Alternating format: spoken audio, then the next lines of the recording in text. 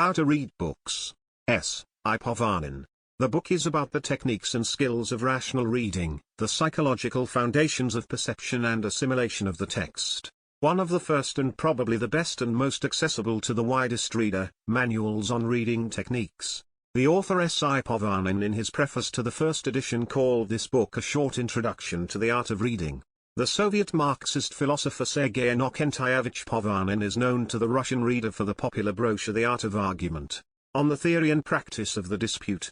This brochure How to Read Books is another edition of S. I. Povanin, written for the general reader. In the Stalinist USSR, this brochure became widespread and was reprinted several times. Chapter 1. Artless Reading. Harmful Reading. Reading is an art. Basic Reading Rules. Reading Goals. Reading Goals and Book. Reading Methods. Ideal for Reading. 1. Unartificial reading. How do we usually read books? So, as it is read.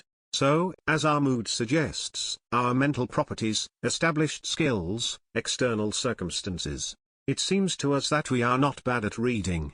And yet this is, for the most part, a mistake. They say that singers have a naturally set voice. But this is a rare exception. Usually you have to put the voice. The same is true sometimes spontaneously formed correct reading. But this is also very rare. Reading usually suffers from many shortcomings, and sometimes it is very bad. Such reading can be not only not useful, but also harmful. 2. Harmful reading.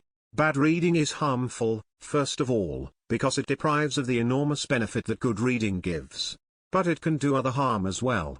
Reading can be viewed from two angles, what to read and how to read. And in both these respects, reading can be harmful. There are undoubtedly trashy books that do great harm. Such are, for example, vulgar, tabloid books that corrupt the soul. But the very way of reading can also do harm both bodily and mental. The habit of swallowing books can cause headaches. It can contribute to the development of neuroses, neurasthenia and other diseases of the nervous system, as well as be one of the causes of various bodily diseases, derived from the disturbance of the normal activity of the nervous system. Bad reading sometimes interferes with the normal development of abilities and often spoils them, for example, weakens the ability to concentrate, memory, etc. Weakens the will and the ability to think. Equally important is the fact that poor reading greatly contributes to the development of two undesirable types of people, a phrasemonger and a man with a mess in his head.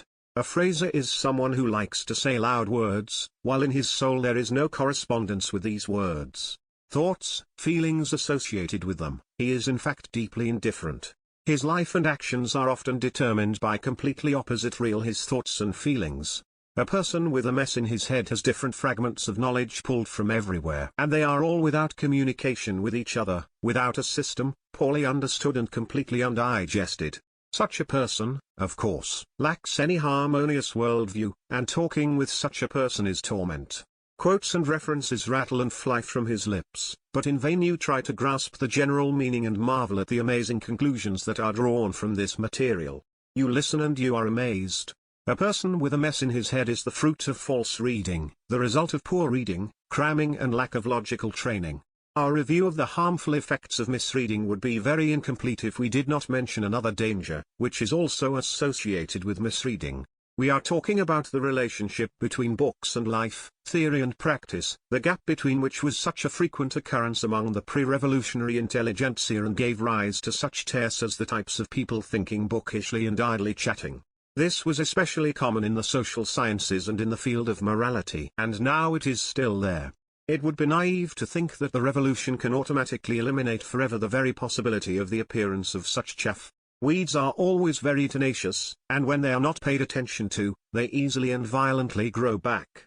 Let the builders of a new society always remember the good testament of V. I. Lenin on this issue: without work, without a struggle, the book Knowledge of Communism from communist brochures and works is absolutely worthless, since it would continue the old gap between theory and practice, that told the rupture that was the most abhorrent feature of the old bourgeois society.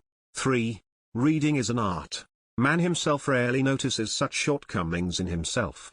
Most often, another fact makes him think that he does not read like that. Eugene Onegin, according to Pushkin, I set up a shelf with a detachment of books, I read it, but it's all to no avail. It happens in our time, we read and we begin to feel that it's as if our reading is of little use. And then the thought comes, is it really how we read? Maybe wrong?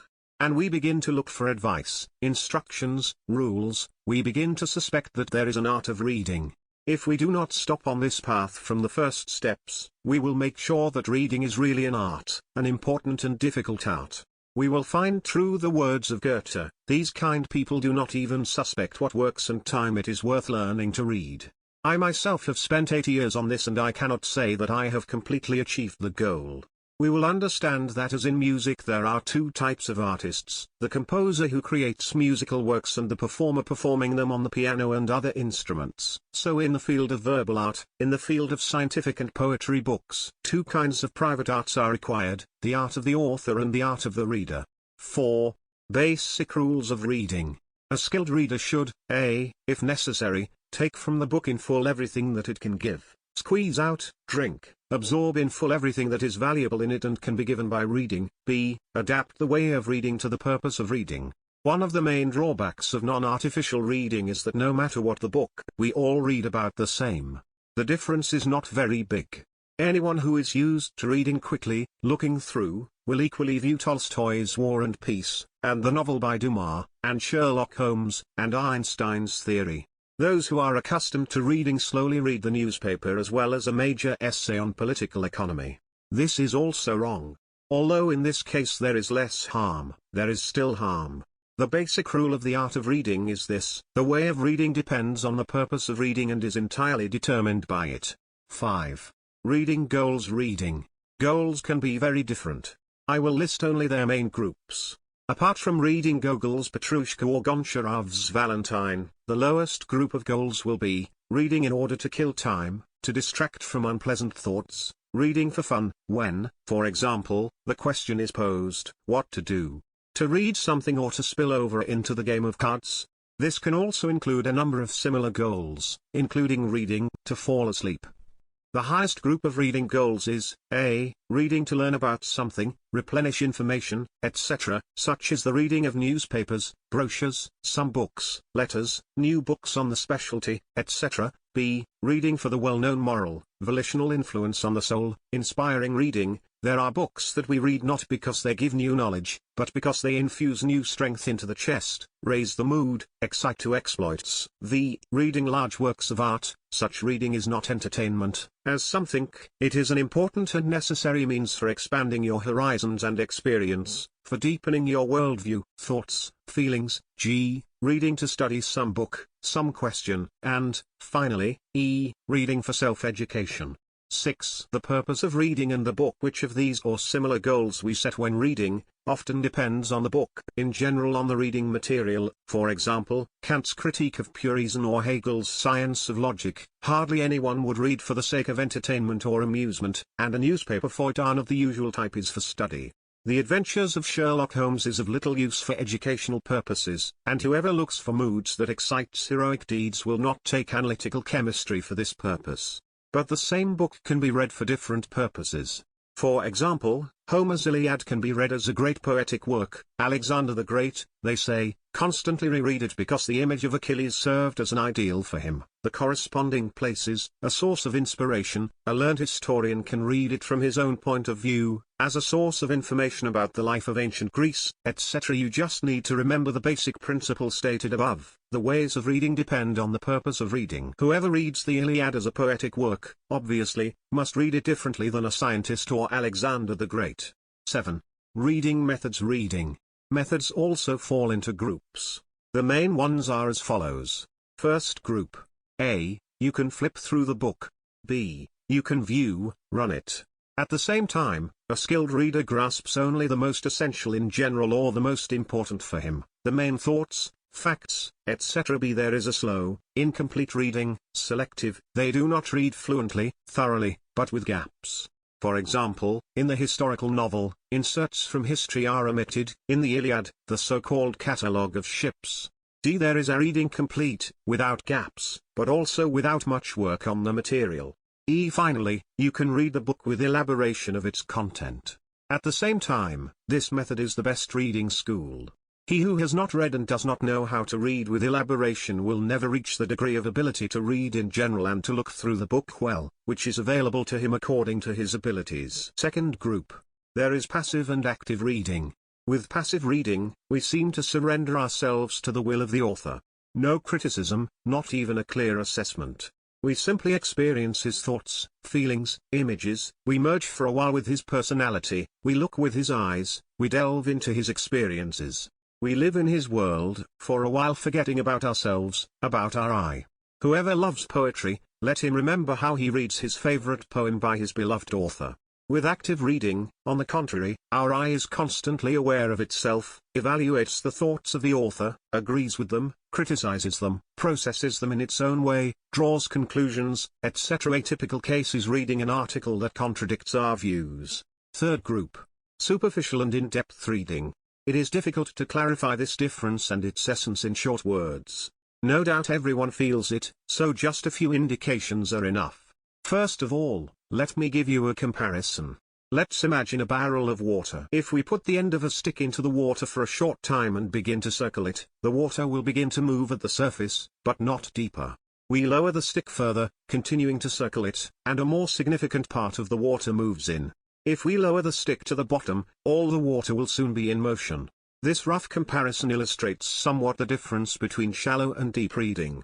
The more elements of mental life are involved in the work during reading, the more connections are established between what we read and what is already in consciousness and feelings, the deeper the reading. As a result of deep reading, the content of the book should be assimilated by us, become our own, become an integral part in the content of our personality, since we agree with it. Thus, a well-learned book can define a certain side of the personality and, since this side manifests itself in action, the very activity of a person. There are cases when a deeply read, thoughtful and heartfelt book determine the whole life of a person. Superficial reading is accompanied by minimal mental work, often just as long as it takes to somehow understand what is at stake. Of course, there can be no question of assimilation. 8. The ideal of reading. The ideal reader should be equally proficient in all modes of reading and be adaptable to any reading purpose. To study a book, he will read it in full, active, in-depth, with study. The same methods are required when reading basic books for self-education. When reading a newspaper, you always need to be able to look through, but you often have to read something in it with incomplete or complete reading.